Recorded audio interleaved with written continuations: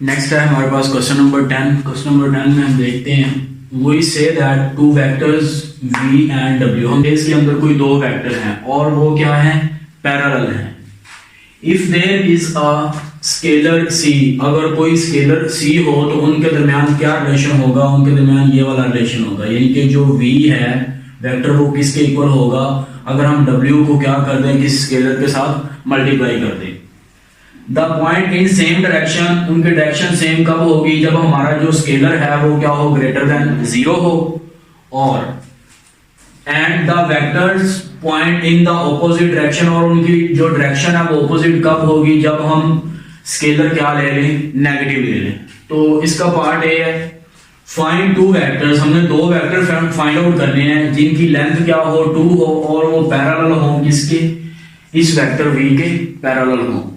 तो सबसे पहले हम इस वेक्टर का निकालते हैं यूनिट वेक्टर।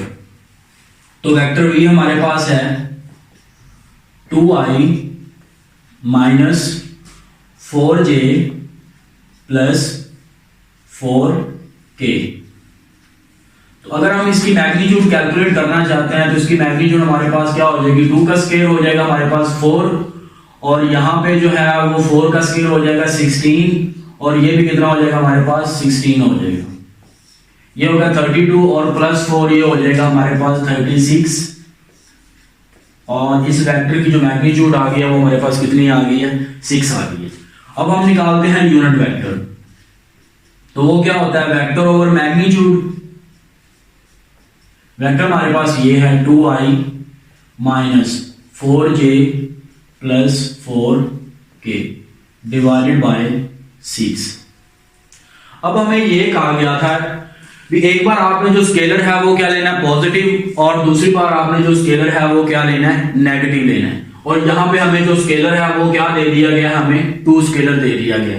तो हम क्या करेंगे, इसको पहले 2 से मल्टीप्लाई करते हैं। तो जब हम इसको 2 से करेंगे मल्टीप्लाई तो क्या हो जाएगा, 2v cap is equal to 2 into 2i minus 4j plus 4k divided by 6।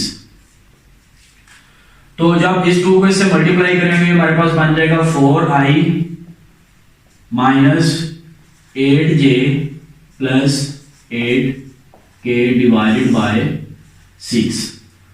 तो 2v कैप जो है वो हमारे पास कितना हो जाएगा, अगर हम ऊपर से जो है वो 2 कॉमन ले लें और इसके साथ कैंसिल आउट कर दें तो यहां पे बच जाएगा हमारे पास 2i minus 4j plus 4k divided bye 3।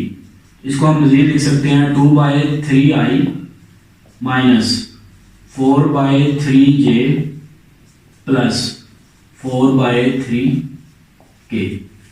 तो जब हमने इस कंडीशन के तहत जब हमने जो स्केलर लिया है वो क्या लिया है, पॉजिटिव, तो हमारे पास जो वेक्टर आया वो ये वाला है। तो इसका मतलब है ये और ये आपस में क्या होंगे, पैरेलल होंगे, लेकिन इनकी डायरेक्शन क्या होगी, सेम होगी। अब हम देखते हैं जब हम जो है वो 2 की बजाय क्या ले लें, -2 ले लें। तो जब हम -2 लेंगे तो हम यहां पे लिखते हैं minus 2v cap is equal to -2 into, तो अब हमारे पास वेक्टर तो जो है वो यही रहेगा 2i minus 4j plus 4k divided bye, इस फॉर्मूले के तहत, यानी इस फॉर्मूले हम यूनिट वेक्टर जो निकाल रहे हैं तो इसके तहत मैग्नीट्यूड है वो हमारे पास 6 होगी। अब इसको मल्टीप्लाई करते हैं, ये हो जाएगा -4i plus 8j minus 8k divided by 6।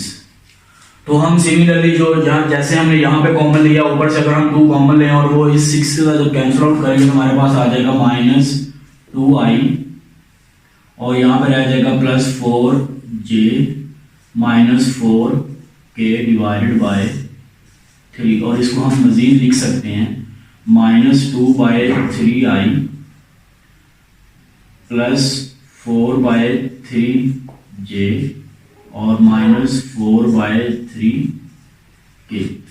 तो हमने जो है वो इस कंडीशन के तहत, यानी कि एक बार स्केलर पॉजिटिव लिया और दूसरी बार क्या ले लिया, नेगेटिव ले लिया, तो हमने वेक्टर की लेंथ 2 रखते हुए ये 2v कैप और टू वी कैप के जो आंसर हैं वो फाइंड आउट करनी है, और ये वेक्टर्स आपस में क्या होंगे, पैरेलल होंगे। नेक्स्ट है हमारे पास क्वेश्चन नंबर 10 का बी पार्ट। तो इसमें हम देखते हैं फाइंड द कांस्टेंट ए। हमने कोई कांस्टेंट जो ए है उसकी वैल्यू को फाइंड करना है, so that the vector V and W are parallel. जो वेक्टर वी और डब्ल्यू क्या है, पैरेलल है। तो ऊपर हमने देखा था स्टेटमेंट में दो वेक्टर्स पैरेलल हैं इफ देयर इज उनके दरमियान ये वाला अगर रिलेशन हो, तो इसी रिलेशन को हम यूज करते हैं सॉल्यूशन में, v is equal to C W. तो अब हमारे पास जो v वेक्टर है वो गिवन है, वो है i minus 3j plus 4k, और ये जो c है कोई स्केलर या वैसे का वैसे ही रहेगा, और w भी हमें गिवन है ai plus 9j minus 12k। अब c को इससे मल्टीप्लाई कर देगा, हो जाएगा aci plus 9cj minus 12ck, और इधर से हमारे पास आ जाएगा i minus 3j plus 4k। तो अब हमने बेसिकली जो है वो कांस्टेंट a की वैल्यू फाइंड आउट करनी है। तो अब हम यहां पे करते हैं comparing coefficients of i j and k, यानी कि i j और k के जो कोएफिशिएंट्स हैं उनको हम कंपेयर करते हैं। तो यहाँ पे इसका कोएफिशिएंट 1 है, तो यहाँ पे क्या आ जाएगा, ac आ जाएगा, और यहाँ पे कोएफिशिएंट है j का -3, और इधर हमारे पास j का जो कोएफिशिएंट है वो क्या है, 9c है, और इधर जो हमारे पास है k का कोएफिशिएंट वो है 4, और इधर जो है वो -12c। तो अब हमने इस इक्वेशन को अगर हम देखें तो हमने बेसिकली a की वैल्यू कैलकुलेट करनी है। तो यहाँ पे जो है वो c इसके नीचे जाके क्या हो जाएगा, डिवाइड हो जाएगा। इसको हम नाम देते हैं नंबर 1 का। अब अगर हम c की वैल्यू फाइंड आउट कर लें और इसको हम यहाँ पे पुट करते हैं तो हमारे पास क्या आ जाएगी, a की वैल्यू आ जाएगी। अब हम c की वैल्यू इससे भी कैलकुलेट कर सकते हैं और c की वैल्यू इससे भी कैलकुलेट कर सकते हैं। तो ये है -3 divided by 9 is equal to c। तो यहां पे हमारे पास जो c की वैल्यू आ जाएगी वो आ जाएगी -1/3 यूज इन 1। अब इसको हम 1 में यूज कर लेते हैं, a is equal to 1 over c की वैल्यू हमारे पास क्या है, -1/3, और ये जो आंसर है ये हमारे पास बन जाएगा a इज इक्वल टू, ये वैल्यू ऊपर चली जाएगी -3। नीचे 1 लिखें या ना लिखें कोई फर्क नहीं पड़ता। तो इसका मतलब हमारे पास जो a था जिसकी हमने वैल्यू कैलकुलेट करनी थी उसका आंसर कितना आ गया, -3 आ।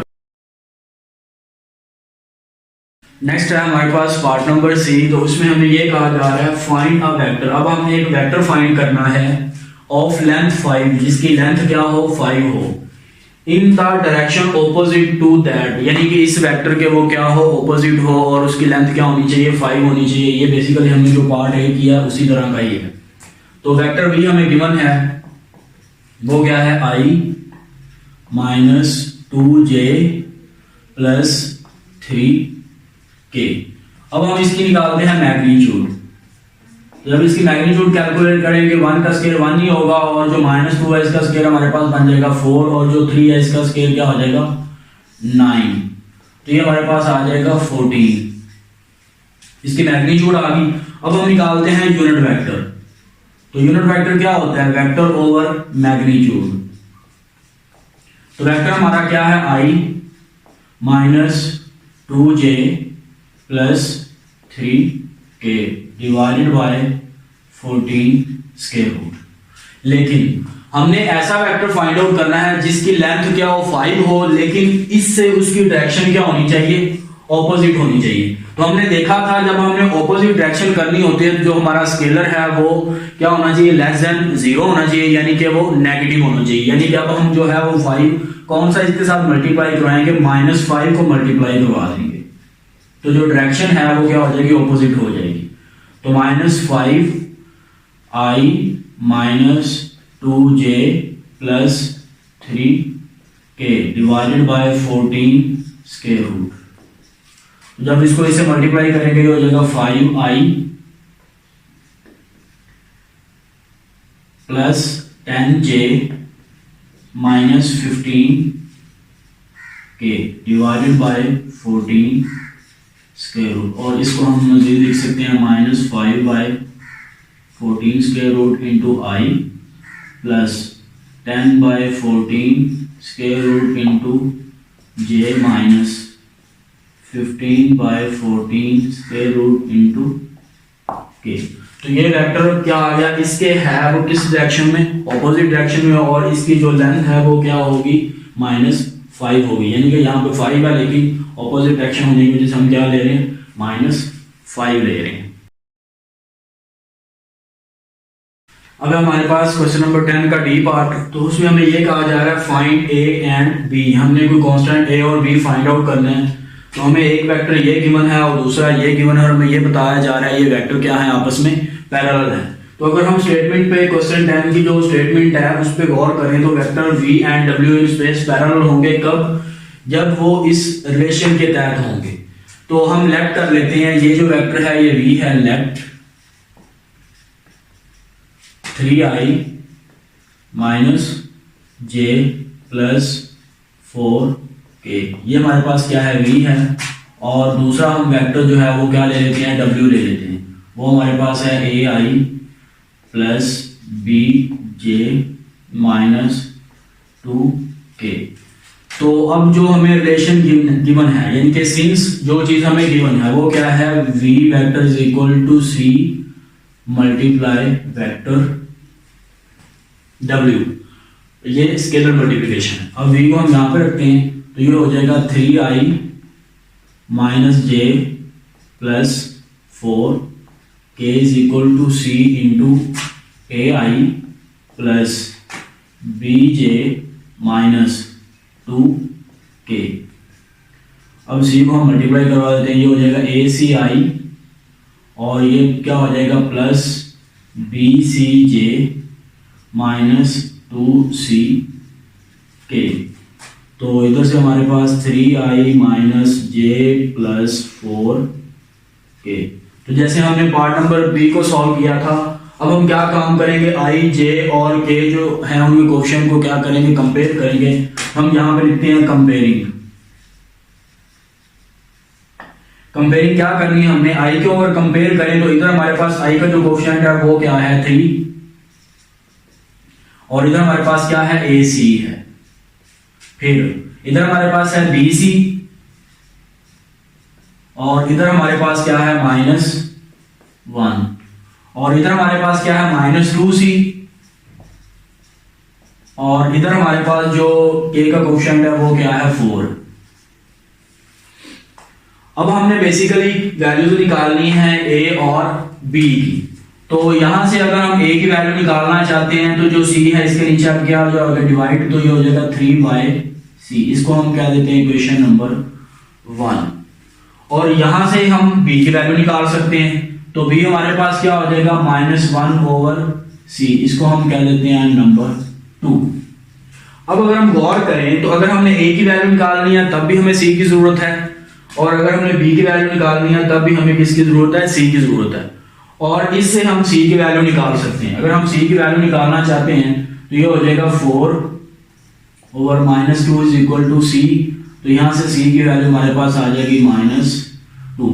अब इसको हम यूज करते हैं किसके अंदर, 2 के अंदर और 1 के अंदर। Put c is equal to -2 in equation 1 and 2। तो 1 में अगर हम यूज करें तो ये हो जाएगा a is equal to 3 divided by -2, तो यहां से हमारे पास a की जो वैल्यू आ गई वो आ गई -3/2। इसी तरह हमने जो है इसको इसमें भी यूज करना था, तो यहां से हमारे पास b जो है वो क्या हो जाएगा 1/c, तो c की वैल्यू हमारे पास क्या है -2 है, तो माइनस माइनस से कैंसिल आउट होने के बाद हमारे पास जो b है उसका जो आंसर बनेगा वो क्या आ जाएगा 1/2। तो